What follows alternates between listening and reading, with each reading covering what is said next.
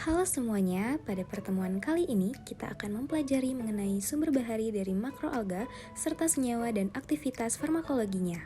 Indonesia telah dikenal dunia sebagai negara dengan biodiversitasnya yang tinggi. Sebagai negara kepulauan, Indonesia memiliki luas wilayah kepulauan sebesar 1.904 km persegi. Indonesia juga menjadi negara dengan garis pantai terbesar kedua setelah Kanada, yaitu 99.083 km. Indonesia dikenal sebagai kawasan segitiga terumbu karang dengan total luas kawasan Coral Triangle di Asia Pasifik sebesar 65% dan luas total terumbu karang di dunia sebesar 18%. Indonesia memiliki wilayah perairan yang luas. Masih banyak sekali biodiversitas Indonesia yang belum tereksplorasi. Sebagian biota laut di Indonesia telah diketahui memiliki berbagai macam kandungan yang sangat bermanfaat bagi dunia kesehatan. Sebagian di antaranya merupakan produk jamu, dan sebagian lainnya merupakan bahan pangan fungsional yang kemudian diuji kandungannya sehingga dapat dikembangkan menjadi fitofarmaka. Salah satu bahan alam bahari yang berpotensi untuk dikembangkan menjadi fitofarmaka adalah alga atau ganggang. Alga atau ganggang merupakan tumbuhan bertalus yang hidup di air tawar maupun di laut serta menempati tempat yang lembab atau basah. Alga adalah organisme yang masuk ke dalam kingdom Protista mirip dengan tumbuhan. Alga merupakan sumber biomasa yang layak dan ekonomis dari senyawa berharga dengan aplikasi potensial dalam bidang industri, pangan, farmasi, kimia, dan kosmetik. Berdasarkan ukurannya, alga dibagi menjadi dua macam, yaitu makroalga dan mikroalga. Makroalga merupakan alga dengan ukuran besar, yaitu beberapa sentimeter hingga meter, sedangkan mikroalga merupakan alga yang berukuran lebih kecil, yaitu 1 mm hingga beberapa sentimeter. Pada video pembelajaran kali ini, saya akan menjelaskan lebih dalam mengenai makroalga. Makroalga merupakan organisme laut eukariotik yang mampu berfotosintesis berbentuk talus yang pada beberapa jenis panjangnya dapat mencapai 65 meter. Makroalga merupakan tumbuhan yang tidak bisa dibedakan antara bagian akar, batang, dan daun. Semua bagian dari makroalga disebut talus. Beberapa bagian pada talus ada yang bernama blade, yaitu berbentuk seperti daun dan berfungsi sebagai tempat fotosintesis. Yang kedua, ada stip, yaitu bagian yang menyerupai batang, dan ada holdfast, yaitu bagian talus yang menyerupai akar. Makroalga dikategorikan menjadi 3 kelompok utama berdasarkan pigmennya. Yang pertama ada rhodophyta atau alga merah. Alga merah ini memiliki pigmen phycoerythrin merah yang dominan, kemudian bersel banyak menyerupai benang dan lembaran. Yang kedua ada chlorophyta atau alga hijau. Alga hijau ini memiliki pigmen klorofil A dan B yang dominan, kemudian berbentuk bulat, filamen, lembaran, menyerupai tumbuhan tinggi, dan bersifat eukariotik. Yang ketiga ada Phaeophyta atau alga coklat. Alga coklat ini memiliki pigmen fukosantin coklat yang dominan, bersifat multiseluler dan autotrof, dan berbentuk lembaran, filamen, talus, menyerupai semak atau pohon. Berikut merupakan senyawa dan aktivitas dari makroalga. Yang pertama, senyawa dan aktivitas dari rhodophyta, yaitu Glacilaria sp sebagai antibakteri. Ia memiliki senyawa flavonoid yang berperan sebagai agen antibakteri melalui mekanismenya yang melibatkan pembentukan senyawa kompleks dengan protein ekstraseluler bakteri. Yang kedua ada Glacilaria gigas harvey, yaitu sebagai antioksidan. Ia memiliki kandungan metabolit sekunder seperti polifenol, polisakarida, flavonoid, steroid, terpenoid, saponin, tanin, vitamin, dan mineral yang berkolerasi dengan linear dengan aktivitas antioksidannya. Yang ketiga ada Glacilaria verrucosa sebagai antiinflamasi. Ia memiliki aktivitas antiinflamasi yang baik, efektif menghambat hemolisis yang diinduksi panas pada konsentrasi yang berbeda, memiliki aktivitas antiinflamasi karena proteksi yang tinggi terhadap sitokin proinflamasi IL-6 dan TNFR. Yang keempat ada Laurencia sp sebagai antibakteri. Ia memiliki senyawa yaitu 10-asetoxyanaziol, aplisidiol, cupalaurenol, 1-metil-235, tribromoindol, dan chamigran epoxide sebagai aktivitas antibakteri. Yang kelima ada Rhodomela confervoides sebagai antibakteri.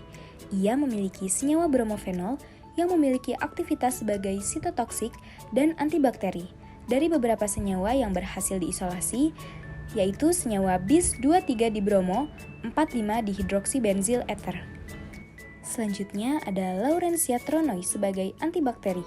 Isolat murni yang dihasilkan berupa padatan amorf berwarna putih dari golongan sesquiterpen yang bernama 339A trimetil 6 metilen dekanhidro 1 benzol 7 anulen 124A 8 tetraol. Isolat murni ini memiliki aktivitas antibakteri. Selanjutnya ada Glacilaria salicornia sebagai anti-aging. Glacilaria ini adalah jenis makroalga yang mengandung senyawa sebagai anti-aging seperti beta-karoten yang merupakan antioksidan tinggi dan mampu menangkal radikal bebas dan mencegah penuaan dini. Selanjutnya ada senyawa dan aktivitas dari chlorophyta. Yang pertama ada ulfa-lactula sebagai antioksidan. Senyawa utama yang memberikan aktivitas antioksidan dalam makroalga hijau antara lain ada fenolik, flavonoid, polisakarida, tanin, lignan, dan pigmen. Yang kedua ada Caulerpa cerulata sebagai antioksidan. Caulerpa cerulata diketahui memiliki aktivitas antioksidan dengan IC50 136,89 ppm melalui metode pengujian DPPH. Aktivitas antioksidan tersebut diduga terkait dengan kandungan pigmen-pigmen fotosintetik yang juga dapat bertindak sebagai antioksidan. Yang ketiga ada Caulerpa taxifolia sebagai antibakteri. Ekstrak metanol Caulerpa taxifolia ini memiliki aktivitas antibakteri melawan bakteri Pseudomonas aeruginosa dan Bacillus subtilis. Yang keempat ada Caulerpa suppressoides sebagai antikoagulan. 4 polisakarida sulfat yang diekstrak dari Caulerpa suppressoides varflabellate diketahui memiliki aktivitas antioksidan dan antikoagulan yang bekerja pada jalur intrinsik dan ekstrinsik. Selanjutnya ada Caulerpa sp sebagai antidiabetik. Caulerpa juga memiliki metabolit sekunder yang disebut dengan caulerpenin, di mana caulerpenin ini memiliki aktivitas penghambat alfa amilase sehingga Caulerpa dapat digunakan sebagai agen antidiabetik dan antiobesitas. Lalu ada Hamelida sp sebagai antioksidan. Hamelida sp memiliki kandungan metabolit primer protein, lemak, dan karbohidrat serta kandungan senyawa steroid dan fenol, hidroquinon yang terbukti dapat menghambat radikal bebas. Selanjutnya adalah senyawa dan aktivitas dari Pheophyta. Yang pertama, Turbinaria sp sebagai antibakteri. Turbinaria sp mempunyai kemampuan menghambat pertumbuhan bakteri karena mengandung neoptadin yang dapat menghambat pertumbuhan sel bakteri sehingga pada akhirnya dapat menghambat pertumbuhan bakteri. Yang kedua ada Sargassum sp sebagai antioksidan. Senyawa bioaktif seperti fucosantin, polisakarida, senyawa polifenol dan fenolik, steroid, alkaloid, fluorotanin, dan triterpenoid berkontribusi terhadap kekuatan antioksidannya. Fucosantin merupakan karotenoid utama dalam alga coklat, memiliki ikatan alenik, karbonil terkonjugasi 5,6 monoepoksida, dan gugus asetil telah terbukti menunjukkan aktivitas antioksidan. Yang ketiga ada Turbinaria ornata sebagai antikanker. Penelitian sebelumnya menyebutkan bahwa ekstrak yang mempunyai aktivitas antikanker mempunyai nilai IC50 sebesar 100-500 mikrogram per mililiter. Hasil dalam penelitian ini menunjukkan bahwa nilai IC50 ekstrak metanol T ornata sebesar 221,8082 mikrogram per mili. Hal ini menunjukkan bahwa alga coklat tersebut memungkinkan memiliki aktivitas senyawa antikanker pada lini sel payudara MCF7. Kemudian ada Turbinaria decurrens sebagai antikanker.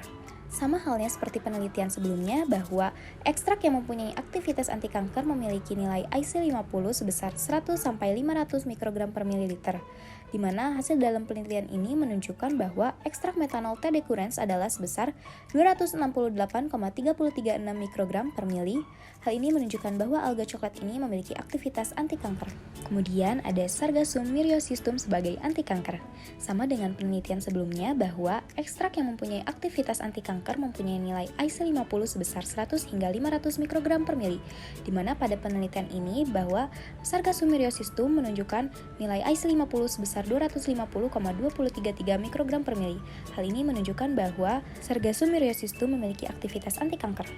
Selanjutnya ada Equimocotonis sebagai antikanker. Senyawa dengan area terluas peak area adalah hexadecanoid acid, etil ester sebesar 29,81%.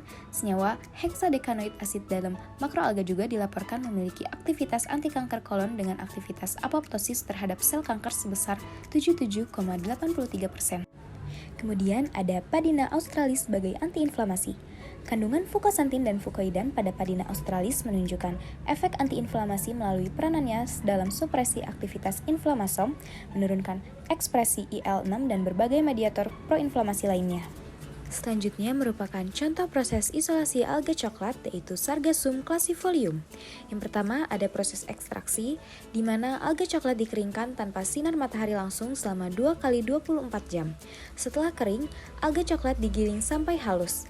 Kemudian, sampel sebanyak 4 kg diekstraksi dengan metanol dengan perbandingan 1:2, sebanyak 8 liter selama 24 kali 3 hari. Selanjutnya, dihasilkan ekstrak metanol sebanyak 20 gram. Proses selanjutnya merupakan proses fraksinasi. Ekstrak metanol sebanyak 20 gram dipartisi dengan metode partisi kolom menggunakan pelarut N-heksan dan etil asetat. Kemudian menghasilkan fraksi N-heksan sebanyak 0,6424 gram, etil asetat sebanyak 2,1591 gram, dan residu ekstrak metanol sebanyak 14,0027 gram. Kemudian semua ekstrak dan fraksi dipekatkan menggunakan evaporator vakum putar dengan suhu 40 derajat Celcius. Selanjutnya adalah proses subfraksinasi. Fraksi etil asetat kemudian dimurnikan dengan kromatografi kolom sebanyak 3 kali sampai mendapatkan senyawa murni. Kolom kromatografi 1 yaitu fraksi etil asetat sebanyak 2,1591 gram dimurnikan menggunakan silika gel 60F254 sebanyak 20 gram dengan fase gerak N-heksan dan etil asetat sebanyak 35 ml dengan gradien 2,5%. Kemudian pada kolom kromatografi 2 yaitu subfraksi sebanyak 294,5 mg, hasil dari kolom kromatografi 1 dimurnikan menggunakan fase diam ODS atau octadecylsilen sebanyak 2,945 gram dengan gradien 2,5%, dengan fase gerak H2O dan metanol sebanyak 10 ml. Kemudian pada kolom kromatografi 3 yaitu subfraksi sebanyak 80 mg dari kolom kromatografi kedua dimurnikan menggunakan ODS octadecylsilen sebanyak 1 gram dengan gradien 5% menggunakan fase gerak H2O dan metanol sebanyak 9 ml. Kemudian hasil isolasi alga coklat yaitu fraksi yang dihasilkan dimonitor dengan TLC atau kromatografi lapis tipis di mana senyawa diamati di bawah sinar 254 nanometer dan 365 nanometer, kemudian disemprot dengan H2SO4. Yang mana terdeteksi terdapat senyawa murni sebanyak 5,4 mg yaitu E11 oktiloxacyclododec 10N21, yang mana senyawa murni ini merupakan hasil dari fraksi etil asetat Sargassum classifolium. Sekian video pembelajaran dari kami, semoga bermanfaat.